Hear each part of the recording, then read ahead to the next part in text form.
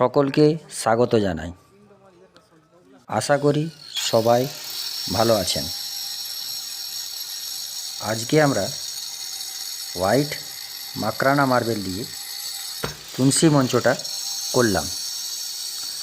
পদ্মপাতার এই তুলসী মঞ্চটা কেমন দেখতে হয়েছে একটু কমেন্টে জানাবেন।